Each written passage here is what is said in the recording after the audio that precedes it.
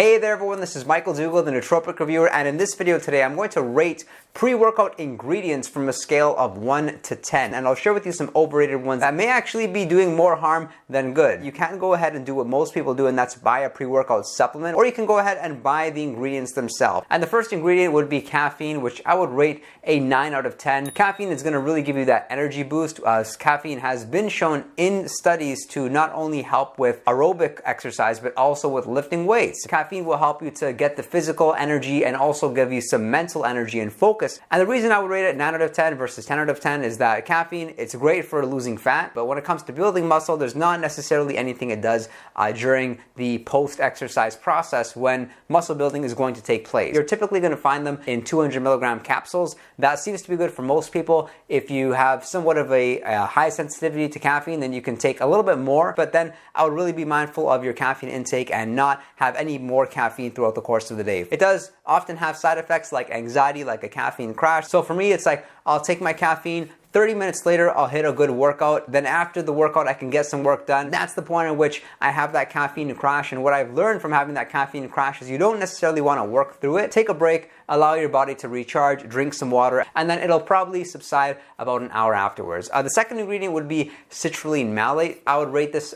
product 7 out of 10. It's great for muscle pumps. Common serving sizes are about 6 grams, even up to 8 grams. It's not really going to help you to boost your fat loss, but where it will help significantly is with muscle building. It will help you have a better workout, especially if you lift weights. But one warning with the supplement, I would definitely recommend that you do increase your water intake. You just feel a little bit more dehydrated, but then you drink some water, wow, you feel recharged, you feel energized, you're able to bust your weight loss plateaus. Because it's not a stimulant, you can also take it later in the day. So for a lot of people, when they work out, let's say past 4 p.m., they may not want to take caffeine, but they do want to get some good pre-workout ingredients in there. The next ingredient would be L-tyrosine, 7.5 out of 10. It's kind of energizing, helps with focus. It actually increases dopamine, very important neurotransmitter that is responsible for motivation. It's responsible for that feeling of, okay, if I do X, it will result in Y, meaning Y being the reward. It has this nice synergy with caffeine. So it's almost like you can notice your caffeine being more effective. It's as if you can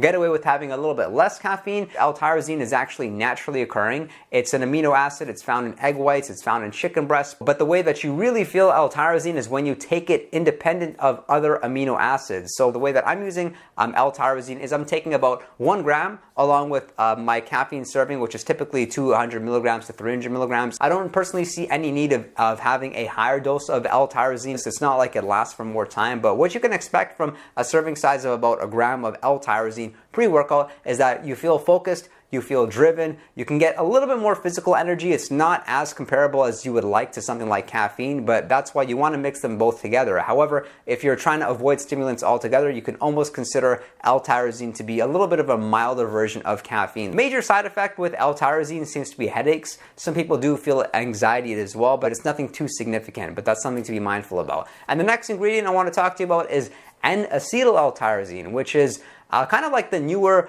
hyped up, overly hyped up, you can say, version of L-tyrosine. It is overrated, and for that reason, I would rate it a 4 out of 10. There are some studies showing that it can be more bioavailable than L-tyrosine, but if you actually try them, and even if you look up a lot of anecdotes, I think you'd agree that L-tyrosine is far superior, but I have noticed it does actually hit you a lot faster. With L-tyrosine, you typically have to wait about 30 minutes, but with N-acetyl L-tyrosine, you can ingest it, a serving size of about 350 milligrams to 500 milligrams. You feel it within 10 or even 5 minutes. All the major benefits that I talked about that you get with L-tyrosine, you get them with N-acetyl L-tyrosine, but to a lesser extent. Beta-alanine, 7 out of 10. Like if you're somebody that lifts weights and you're exceeding over 8 reps, then beta-alanine will really help specifically to eliminate fatigue. The only drawback with beta-alanine is that it gives that tingling sensation, you know, those fireflies, that uncomfortable feeling where you get itchy. I personally don't mind them. You feel a bit itchy, but at least it's a sign that the pre-workout supplement is working and you feel something, you get some alertness from it, and then you can go ahead and crush your workout. But there's a lot of research done on beta-alanine showing just how effective it is. Here's a great study.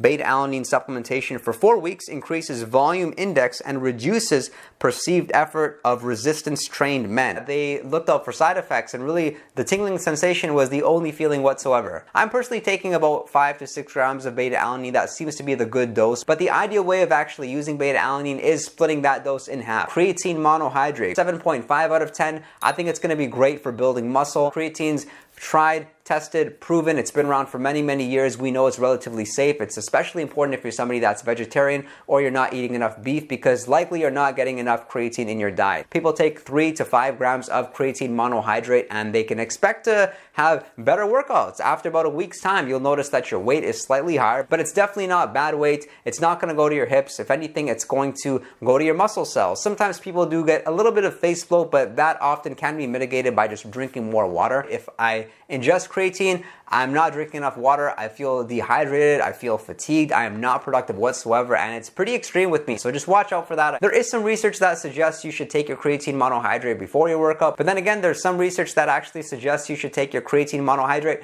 post-workout. I like to think it doesn't matter just as long as you get your creatine serving in for the day. Don't expect results overnight. For most people, they're going to have to wait until the creatine is all saturated in their system. Usually it takes about a week, sometimes 2 weeks, or you can consider taking an attack dose where you're taking 4 to 5 times as much creatine for about 5 days, and then you can get away with having a smaller serving of about 3 to 5 grams. Some people take the route of using creatine during the time when they're bulking up and then not taking creatine when they're cutting weight, which I don't really think makes any sense. I think the creatine is even more important when you're trying to cut weight, because when you're trying to cut weight and lose body fat, it's only natural that you lose muscle during the process. So you need to do everything possible to be lifting a lot of weight. Man, I just gave a lot of information. BCAAs, also known as branched chain amino acids, I would rate them 4 out of 10. There is some research that states that you can have a slightly better workout. It will also help with muscle soreness there afterwards, but I don't think it's all that necessary. The instance in which I would rate branched chain amino acids like maybe an 8 out of 10 or plus would be for somebody that's fasting. Then I would definitely consider taking 5 to 10 grams of branched chain amino acids. Like if you're, for example, somebody that just wakes up and you go ahead with your workout without ingesting any calories, you're going to be very likely to not only burn fat, but also burn muscle. So by ingesting branched chain amino acids, you can better kind of preserve your muscle. There are very few side effects. It's seen as a pretty healthy supplement overall. Vitamin B, which I would rate vitamin B an 8 out of 10. I think it's pretty side effect free. I think it's pretty healthy. A lot of people are actually low on vitamin B. I think the whole vitamin B complex is important, but what's more important could be vitamin B12, because if you're deficient on vitamin B12, you're going to feel fatigued, you're going to feel groggy, you will definitely not get a good workout. And so really what the best thing is for you to get your blood panel checked, make sure that your testosterone levels are good, your thyroid levels are good, your vitamin B level is good,